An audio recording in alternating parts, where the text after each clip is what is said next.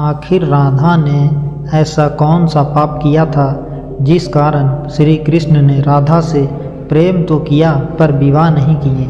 आइए जानते हैं इस बारे में। जब भी प्रेम की मिसाल दी जाती है तो श्री कृष्ण राधा के प्रेम का नाम सबसे ऊपर लिया जाता है। राधा श्री कृष्ण के प्रेम को जीवात्मा और परमात्मा का मिलन कहा जाता है। सदियों से पीढ़ी दर पीढ़ियाँ राधा कृष्ण की प्रेम कहानी पढ़ती चली आ रही है, लेकिन जब भी हम राधा श्री कृष्ण की प्रेम कहानी सुनते हैं तो मन में यही सवाल आता है कि श्री कृष्ण ने राधा से विवाह क्यों नहीं किया। इसके पीछे कई तरह की बातें बताई जाती है। राधा कृष्ण की कहानी मध्यकाल के अंतिम चरण में भक्ति आंदोलन के बाद लोकप्रिय हुई। उस समय के कवियों ने इस आध्यात्मिक संबंध को एक भौतिक रूप दे दिया। प्राचीन समय में रुक्मणी, सत्यभामा, समेथा, श्री कृष्ण मसरा प्रचलित थी, जिसमें राधा का कोई जिक्र नहीं मिलता है। देवकी पुत्र श्री कृष्ण कुछ समय तक गोकुल में रहे और उसके बाद वो वृंदावन चले गए। तो कहानी में आगे बढ़ने से पहले जिन लोगों ने भी हमारे चैनल को सब्सक्राइब नहीं कर रखा है वो हमारे चैनल को सब्सक्राइब कर लें। तो कहानी में आगे बढ़ते हैं। श्री कृष्ण राधा से 10 साल की उम्र में मिले थे। उसके बाद वह कभी वृंदावन लौटे ही नहीं। राधा ने कभी द्वारिका की यात्रा की ही नहीं थी। दक्षिण भारत के प्राचीन ग्रंथों में राधा का कोई उल्लेख नहीं है। राधा एक ग्वाला थी, जबकि लोग श्री कृष्ण को किसी राजकुमारी से विवाह करते हुए देखना चाहते थे। श्री कृष्ण ने राधा को समझाने की कोशिश की, लेकिन राधा अपने निश्चय में दृढ़ थी। राधा ने एक बार श्री कृष्ण से पूछा कि वह उनसे विवाह क्यों नहीं करना चाहते हैं। तो भगवान श्री कृष्ण ने राधा को बताया कि कोई अपनी ही आत्मा से विवाह कैसे कर सकता है।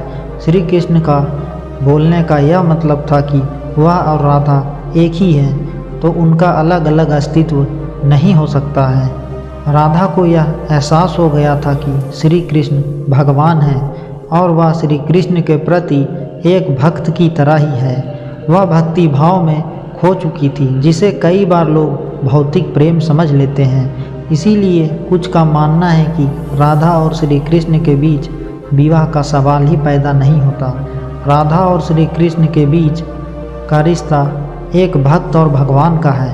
राधा का श्री कृष्ण से अलग अस्तित्व ही नहीं है। विवाह के लिए 2 लोगों की आवश्यकता होती है, पर वो दोनों तो एक ही आत्मा थे, तो उनकी इस वजह से विवाह नहीं हो पाई थी। यह बात राधा को ठीक तरह से समझने के लिए रस और प्रेम के रहस्य को समझना होगा। ये आध्यात्मिक प्रेम की आनंददायक अनुभूति है। कृष्ण और राधा ने बचपन में खेल खेल में शादी की थी। जैसे कि कई बच्चे शादी का खेल खेलते हैं, लेकिन असलियत में दोनों का विवाह कभी नहीं होता। श्री कृष्ण और राधा एक दूसरे के रूप से आत्मीय तौर पर जुड़े हुए थे, इसीलिए हमेशा राधा कृष्ण कहा जाता है, रुक्मणी कृष्ण नहीं कहा जाता, या उनकी किसी और भी पत्नी के नाम के साथ उनका नाम नहीं लिया जाता। श्री कृष्ण को पाने के लिए बहुत जतन किए थे रुक्मणी ने। वह अपने भाई रुक्मी के खिलाफ चली गई। रुक्मणी ने भी राधा की तरह कृष्ण से प्यार करती थी। रुक्मणी ने श्री कृष्ण को एक प्रेम पत्र भी भेजा था कि वह आकर उन्हें अपने साथ ले जाएं। प्रेम पत्र में रुक्मणी ने 7 श्लोक लिखे थे। रुक्मणी का प्रेम पत्र श्री कृष्ण के दिल को छू गया और उन्हें रुक्मणी का अनुरोध स्वीकार करना पड़ा। इस तरह रुक्मणी श्री कृष्ण की पहली पत्नी बन गई। वहीं दूसरी तरफ श्री कृष्ण और राधा को विवाह की आवश्यकता ही नहीं थी। राधा श्री कृष्ण के बचपन का प्यार थी। श्री कृष्ण जब 8 साल के थे तब दोनों ने प्रेम की अनुभूति की। इसके बाद पूरी जिंदगी श्री कृष्ण से राधा नहीं मिल सकी। राधा श्री कृष्ण के दैवीय गुणों से परिचित थी। उन्हें जिंदगी भर अपने मन में प्रेम की स्मृतियों को बनाए रखा। यही उनके रिश्ते की सबसे बड़ी खूबसूरती है।